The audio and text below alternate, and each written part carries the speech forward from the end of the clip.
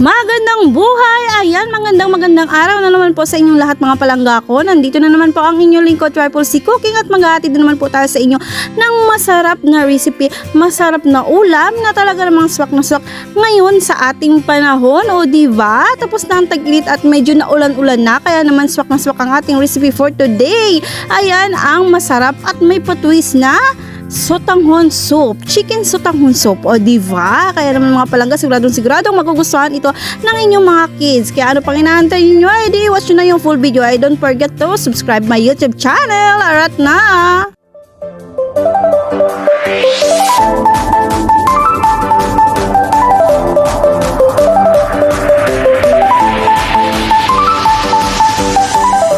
Tara, let's na mga palangga, tayo na po't mag-start na magluto. Ayan ang ating leftover na lechong manok. Kaya nang isasawag natin doon sa ating chicken sotanghon soup. At siguradong masarap at malasa dahil nga po lechong manok ang ating gagamitin. O diba? Kaya naman mga palangga, kung may mga tira-tira kayong lechong manok dyan, gawan nyo ng patwist at siguradong kakainin niya ng mga junakis ninyo at ang inyong pamilya. Kasi diba karamihan po pag leftover na, hindi na masyadong pinapansin. Ayan. Kaya naman para makain yan at hindi masayang, gawan nyo ng patwist ang inyong mga leftover na lechong manok. Ayun. O diba, yan ang mga palangga ay hinimay ko na po ang ating lechong manok. At tinanggal ko po dyan mga palangga ang mga buto para kahit na maliliit na kids ang kakain, mga 2 years old to 3 years old ang kakain, hindi tayo mangangamba na baka may kasamang buto. Ayan, matinik ang kanilang lalamunan. O diba? Ayun, purong laman po yan ng manok. Yan. At sa wakas, patapos na rin po tayong maghimay.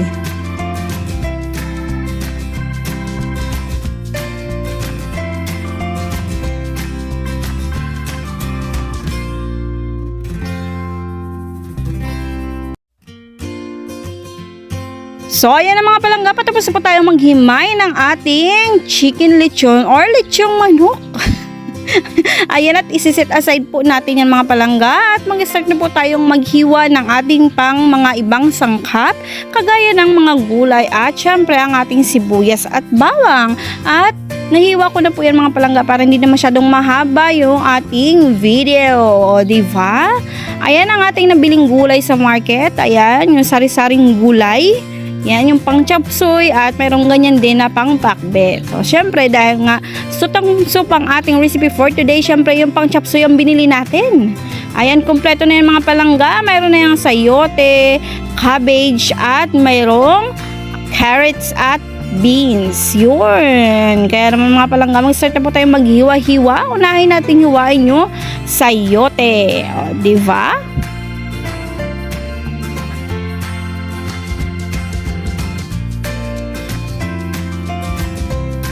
At dahil patapos na po tayong maghiwa ng ating sayote, susunod po nating hiwain ang ating carrots. Yun, di ba? Parehas-parehas lang po yung kanilang style ng pagkakahiwa. Yan, pahaba lang po lahat. Yun. At mabilis lang po itong hiwain dahil kunti lang po yung ating vegetables. Ayan. Diba? At yan na nga po mga palangga. Tapos na po tayong maghiwa ng ating carrots. Isusunod po natin yung ating cabbage at may halo po yan na Baguio Pechay. Ayun, may kahalong Baguio Pechay. Ay, paborito ko po yan. Ayan. So, patapos na rin nga po tayong maghiwa ng ating cabbage na may mix na Baguio Pechay. Ayan na po lahat ng ating mga ingredient at sangkap. May sibuyas tayo, may bawang, mayroon tayong carrots at sayote at syempre yung ating cabbage na may halong Baguio Pechay at ang ating hinimay na lechong manok. Ayun, o diba? Kaya naman mga palangga, mag-start na po tayong magluto. Ay, ayun pa pala. Vermicell, nakalimutan ko mga palangga, hindi ito magiging sotanghon soup kung walang sotanghon. Ayun. Kaya naman mag-start na tayo mag-cooking. Kaya naman binuksan na natin ang ating kalan. At syempre nilagay natin yung ating kawali. At maglagay po tayo dyan ng mantika. Yun. At syempre paiinitin natin yan. At pag mainit na mga palangga, ilagay natin yung aswete. Ayan ang magbibigay ng kulay sa ating sotanghon soup. Yun, di ba? Ang ganda ng kulay niya, ma-orange-orange. At syempre, nagbibigay siya ng kakaibang sarap na flavor sa ating sotanghon soup. So, tinanggal na po natin yung buto dahil nakuha na natin yung gusto nating kulay doon sa ating aswete. At nalagay na nga po tayo dyan ng bawang. Ayan, igisa-gisa lang po natin yan. At pag nag-golden brown na ay isi-set aside po natin dahil ipapantoppings po natin yan mamaya. Ayun. At ilagay na nga po natin dyan mga palanggang sibuyas. At syempre, atin po yung imekos-mekos. Mekos-mekos natin at lagyan po natin ng patis para extra flavor at konting alat syempre. At ayan na, tinornedo na ni Insan. At inilagay na nga po natin dyan yung ating inimay na lechong manok. Yun.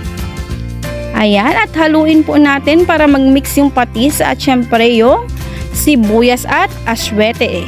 Ma-absorb ng ating manok. At nilagay po ako dyan mga palangga ng pinong paminta. At syempre po ilalagay na nga po natin yung sayote at ang carrots. Hindi ko na po masyadong pinatagal yung paghalo ng lechong manok dahil hinimay na lechong manok dahil luto na rin naman siya mga palangga. At ayan na nga po, nilagay na nga po natin yung ating mix na bagyo pechay at repolyo. Ayun, kunti ko pang nakalimutan. Ayan ang mga palangga. Mabilis na lang po siyang lutuin kasi yung ating manok ay luto na. So ayan, i-mix lang po natin yan hanggang sa maglanta yung mga gulay or maluto yung ating gulay. Half cook lang ang masarap na luto sa ganitong recipe mga palangga. At naglagay na nga po ko ng tubig para kunting sabaw doon sa ating chicken sotanghon soup. Ayan. At nagdagdag na nga po ako ng tubig. Ayan, 1, 2, hanggang sa kumulo na siya mga palangga. So ayan, luto na po yung ating mga gulay or half cook na po sila. Yun. Ayan, halu-haluin lang po natin. Syempre maglalagay po tayo dyan ng pampalasa mga darlings. Una po natin ilalagay dyan ang sotanghon.